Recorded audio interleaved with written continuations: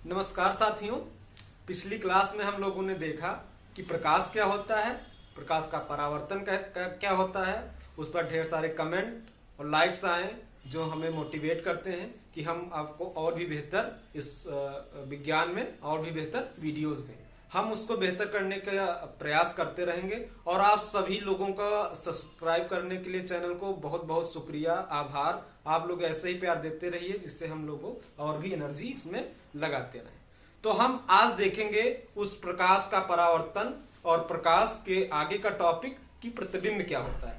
कल हम लोगों ने पिछली क्लास में डिस्कस किया था कि अगर प्रकाश का परावर्तन ना हो तो हमें कोई भी चीज दिखाई नहीं देगी। प्रकाश के परावर्तन की घटना होती है, इसलिए हमें वस्तुएं दिखाई पड़ती हैं। तो प्रकाश का परावर्तन हम एक लाइन में फिर से बताते हैं। जब कोई प्रकाश की किरण या प्रकाश किसी चिकने तथा पालिशदार तल से टकराता है तो टकराकर फिर वापस आ जाता है अपने माध्यम में। प्रकाश की इस घटना को प्रकाश का परावर्तन कहते हैं। तो हम आज इमेज जानेंगे क्या होता है, प्रतिबिंब क्या होता है, वस्तु का प्रतिबिंब क्या होता है। वस्तु का प्रतिबिंब, जब हम कोई वस्तु किसी भी दर्पण के सामने रखते हैं, मिरर के सामने रखते हैं, तो उस वस्तु की एक आकृति, हूबहू आकृति उस दर्पण में बन जाती है।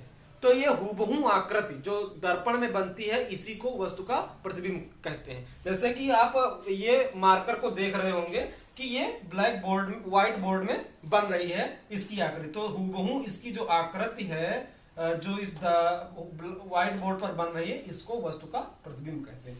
तो इसको हम परावर्तन की भाषा में, प्रकाश की किरणों की भाषा में कैसे जानेंगे। ये प्रतिबिंब क्यों बनता है?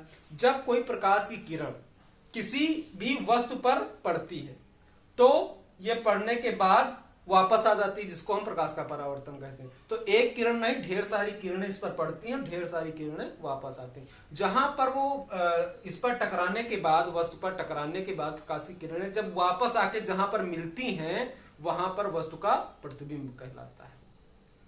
तो इसको हम इस प्रकार कहेंगे, यदि प्रकाश की किरणें वस्तु के किसी बिंदु से चलकर परावर्तन के पश्चात किसी दूसरे बिंदु पर जाकर मिलती हैं अथवा किसी दूसरे बिंदु से आती हुई प्रतीत होती हैं, तो इस दूसरे बिंदु को पहले बिंदु का प्रतिबिंब कहते हैं। यहां पर वस्तु को ना लेके बिंदु कहा गया है। यदि किसी कहा गया है, मान लिया ये चीनू नाम का कोई लड़का यहां पर खड़ा है और ये प्रकाश स्रोत सन है, ये नेत्र है, आई है, जहां से हम लोगों को देखना है, इस चीनू को नेत्र में देखना है। तो सबसे पहले प्रतिबिंब बनने के लिए, इस आंख में प्रतिबिंब बनने के लिए, इस चीनू का, इस वस्तु का, या ये पॉइंट कह लें, कुछ भी कह लें, इसका प्रतिबिंब इस नेत्र में बनने के लिए सबसे पहले प्रकाश की किरण इस चीनू से टकरानी चाहिए, आनी चाहिए, फिर ये इस पर लड़के वापस जानी चाहिए, मतलब परावर्तन होना चाहिए, और एक और किरण आनी चाहिए, ये भी इस पर लड़नी चाहिए, और ये इस पर लड़कर वापस जानी चाहिए, और ये कहीं यहां पर मिलेंगे। तो जहां पर मिलते हैं वो इस चीज का, वहां पर ये प्रतिबिंब का निर्माण हो जाता है।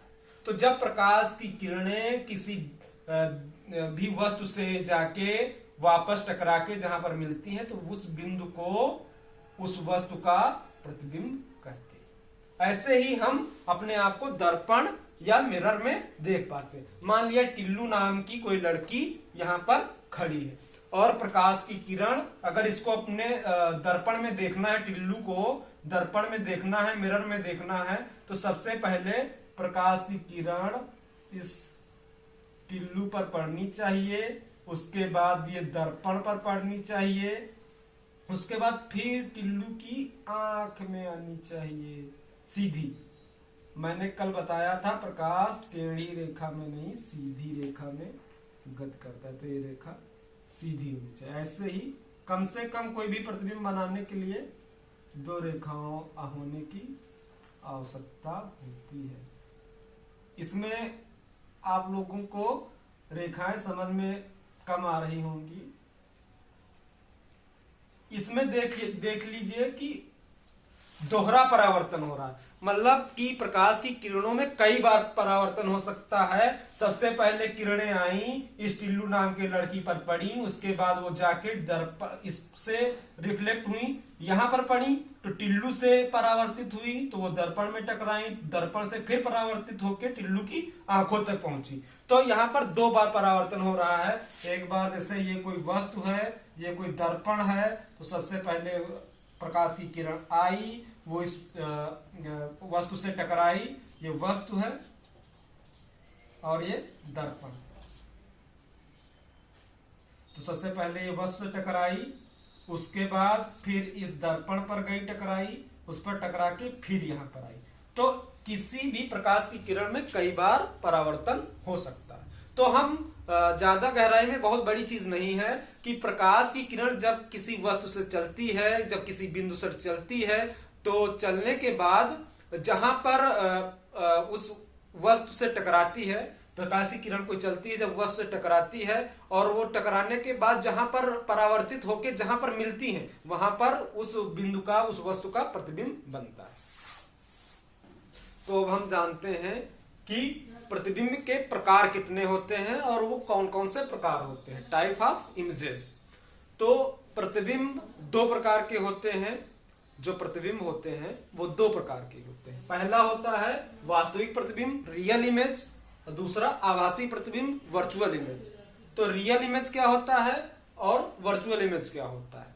तो रियल इमेज वह होता है जब कोई प्रकाश की किरण किसी वस्तु से टकराने के बाद वास्तव में कहीं पर मिलती है, वास्तव शब्द समझना, वास्तव रियल में कहीं पर मिलती है। किसी को जब प्रकाश की किरणें कहीं, ये वस्तु रखी है, ये वस्तु है, इस पर टकराने के बाद प्रकाश की किरण कोई आई, वो इधर गई और ये इधर से आई, इस वस्तु पर टकराने के बाद वास्तव में कहीं पर मिलती हैं, तो ये जो वस्तु का एक प्रतिबिंब, यहाँ पर जैसी वस्तु थी वैसा ही प्रतिबिंब इसका बन जाएगा, प्रतिबिंब।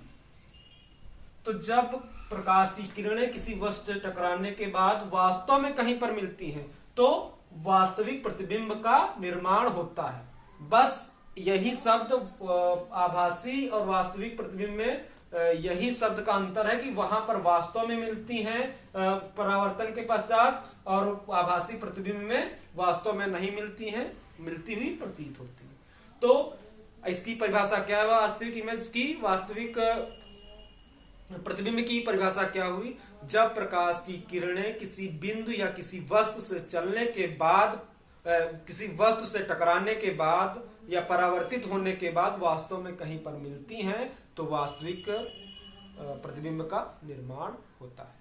जब प्रकाश की किरणें किसी बिंदु से, किसी वस्तु से परावर्तित होने के पश्चात वास्तव में कहीं पर मिलती हैं या वास्तव में कहीं पर काटती हैं, तो वहां पर वस्तु का वास्तविक प्रतिबिंब का निर्माण होता है। इसी प्रकार जानेंगे वो आभासी प्रतिबिंब क्या होता है। जब प्रकाश की किरणें किसी वस्तु या बिंदु से टकराने के बाद वास्तव में नहीं मिलती, वास्तव में वो नहीं मिलती, लेकिन मिलती हुई प्रतीत होती हैं, वो हमको मिलती हुई प्रतीत होती हैं, तो वहां पर आभासी वस्तु का या बिंदु का आभासी प्रतिबिंब बनता है। अब इसको एक चित्र, साधारण चित्र के माध्यम से समझिए। अभी मैंने ये चित्र बनाए थे, लेकिन फिर से समझिए कि वास्तविक प्रतिबिंब क्या होता है और आभासी प्रतिबिंब क्या होता है, रियल इमेज क्या होता है। तो रियल इमेज वह होता है जब कहीं ये प्रकाश की किरणें आ रही हैं, ये आ रही हैं, ये चीनू नाम की लड़की से टकराई, जिसको हम लोगों का, ये हम लोगों का नेत्र है या मेरा नेत्र कह लीजिए, हम लोगों का नेत्र है, जिसको हमको चीनू नाम के लड़के को या लड़की को देखना है।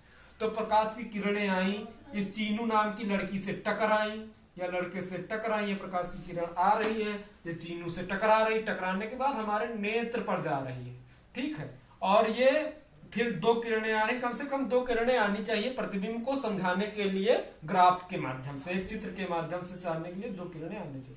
तो प्रकाश की किरण आई, चीनू से टकराई, उसके बाद हमारे नेत्र में प्रवेश कर गई, और फिर से आई एक दूसरी किरण, ये भी नेत्र में प्रवेश कर गई, और प्रवेश करने के बाद एक जगह पर मिल गई, एक जगह पर कट गई। जहां पर कट गई वहां पर वस्तु का प्रतिबिंब बन गया। तो किसी वस्तु का प्रतिबिंब हमारी आंखों में तब बनता है जब प्रकाश की किरण उस वस्तु से टकराती है, उस व्यक्ति से टकराती है, टकराने के बाद हमारे आंखों में जाती है। तो हम पढ़ते नहीं है कि वह किसी भी वस्तु का प्रतिबिंब हमारे नेत्र में कहां पर बनता है? रेटिना पर बनता है। तो ये जो किरणें हैं वो जाके कहां पर मिलती हैं? रेटिना पर मिलती हैं। कभी कभी ये जो है वो आगे पढ़ाएंगे, नेत्र में पढ़ाएंगे कि दूरदृष्टि दोष क्या होता है, निकट ये रेटिना सिकुड़ जाता है कमजोरी के कारण, या कभी कभी बड़ा हो जाता है। तो ये जो किरणें जाती हैं रेटिना पर नहीं, कहीं आगे या कहीं पीछे मिल जाती हैं, तो उसी को दृष्टि दोष कहते हैं। तब हमको सही से दिखता नहीं, जैसे मुझको दूर की वस्तुएं कम दिखती हैं। तो जब रेटिना पर, तो इसके लिए लेंस लगाना पड़ता है। वो लेंस इन जो किरणें हैं प्रकाश की, इनको फोकस सही जगह पर करते हैं, रेटिना पर फोकस करते हैं, जिससे हम सही वस्तु का प्रतिबिंब अपनी आंखों में बना पाते हैं। उसको हम आगे डिस्कस करेंगे। आप इतना समझिए कि हमारे नेत्र में वास्तव में प्रकाश की किरणें मिलती हैं, इसलिए हमारे नेत्रों में किसी भी वस्तु का, सामने रखी वस्तु का वास्तविक प्रतिबिंब बनता है। अब आभासी प्रतिबिंब देखिए क्या होता है। वर्चुअल इमेज किसे कहते हैं? जब हम दर्पण के सामने, मान लीजिए हम दर्पण के सामने खड़े, मिरर के सामने खड़े, तो मैंने कल बताया था कि दर्पण का निचला भाग पॉलिश कर दिया जाता है, जिससे प्रकाश की किरण कोई परावर्तन के लिए आए तो इस तरफ न जाए, वापस चली जाए। तो मान लिया मैंने एक दर्पण रखा है, दर्पण ये खड़ा है, मैंने इस तरफ को दर्पण ले लिया, ये दर्पण है, इसमें मुझे किसी भी चीज की प्रतिबिंब बनाना है, या कोई भी खड़ा है इसके सामने और प्रकाश की किरण आई, तो मैंने बताया है कि प्रतिबिंब बनने के लिए प्रकाश की किरणें मिलनी चाहिए, कहीं पर मिलनी चाहिए। तो जितनी दूर ये डिस्टेंस d पर अगर ये है, तो इतनी ही दूर हमको लगता है कि इस वस्तु या व्यक्ति का प्रतिबिंब उतनी ही दूर बनेगा। तो मैंने बताया था कि प्रकाश की किरणें दर्पण के उस तरफ नहीं जा पाती हैं, लेकिन मैंने कहा है कि ये भी कहा है कि प्रतिबिंब बनने के लिए दोनों किरणों का परावर्तन के पश्चात मिलना अति आवश्यक है। तो ये किरणें प्रकाश दर्पण के इस तरफ तो जा नहीं पाएंगी, तो दर्पण में प्रतिबिंब कैसे बन गया? और उतनी दूर हमको फील होता है कि प्रतिबिंब जितनी दूर मैं दर्पण में खड़ा हूं उतनी ही अंदर दर्पण के पीछे बना है। तो क्या दर्पण के पीछे कुछ होता है? दर्पण के पीछे कुछ नहीं होता, हमको केवल आभास होता है कि हमारा चित्र, हमारी आकृति उस दर्पण में बनी है।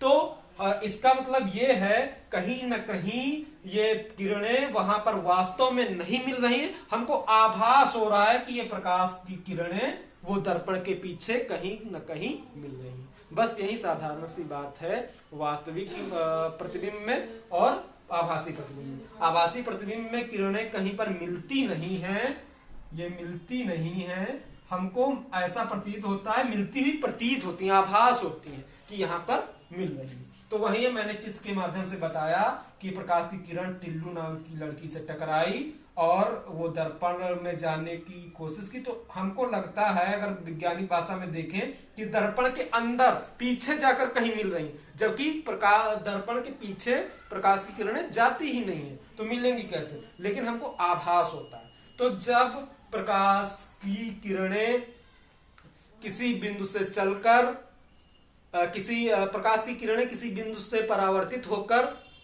ऐसा आभास होता है कि कहीं पर मिल रही है, लेकिन वास्तव में नहीं मिलती, तो वहां पर आभासी प्रतिबिंब का निर्माण होता है। जितने भी दर्पण हैं जिनमें हम अपना चित्र देखते हैं, अपनी आकृति देखते हैं, वो सारे हमारे जो प्रतिबिंब होते हैं, चित्र होते हैं, सारे आभासी होते हैं। तो दर्पण में बना प्रतिबिंब हम लोगों का आभासी होता है, और जितनी भी हम वास्तव में चीजें देखते हैं वो सारी वास्तविक प्रतिबिंब होता है। जैसे सामने कोई व्यक्ति खड़ा है रियल में, उसको जब हम देख रहे हैं तो हमारी आंखों में वास्तविक प्रतिबिंब बन रहा है। जब हम कोई दर्पण में चीज देखते हैं तो वो प्रतिबिंब आभासी प्रतिबिंब कहलाता है। तो वास्तविक प्रतिबिंब वह प्रतिबिंब होता है जहां पर परावर्तन के पश्चात किरणें वास्तव में मिलती हैं। आभासी प्रतिबिंब तब बनता है जब परावर्तन के पश्चात किरणें वास्तव में तो नहीं मिलती, लेकिन किसी बिंदु पर मिलती हुई प्रतीत होती है। उम्मीद है ये समझ में आया होगा।